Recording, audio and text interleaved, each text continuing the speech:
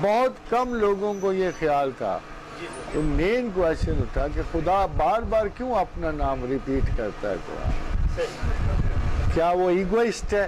اتنا خود پرست ہے خدا بھی کہ اسے اپنے سوا کوئی شے نظر نہیں آتی ہے؟ Why does he mention his name again and again and again؟ پھر یہ راز جو ہے مجھ پہ کھل گیا اللہ کے فضل کا، کہ یہ راز یہ کھلا کہ جب اوپر کی آیت پڑھ کے آپ جس مرض اور طلب کا شکار ہوتے ہو اس کے بعد وہ اپنے مقدس ناموں کا اندراج کرتا ہے۔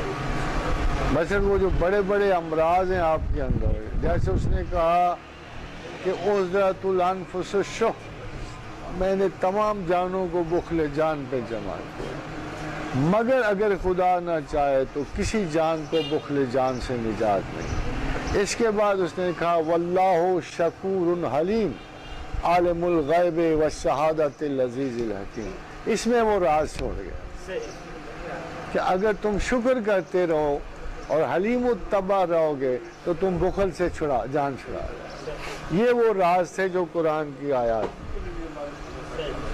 جب اس نے کہا ان اللہ یغفر الذنوب جمیعا، اللہ تمہیں تمام گناہوں سے مغفرت بخشتا ہے، انہ هو الغفور الرحیم، تو جو اسماء آپ کمپلیٹ مغفرت کے لیے استعمال کرو گے وہ غفور الرحیم کے۔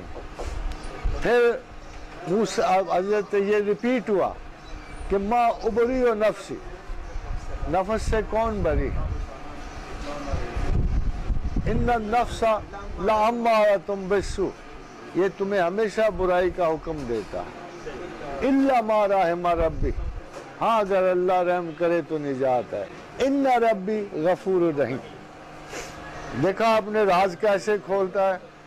یہ وہی غفور الرحیم، سمجھ آ گئی نا آپ کو؟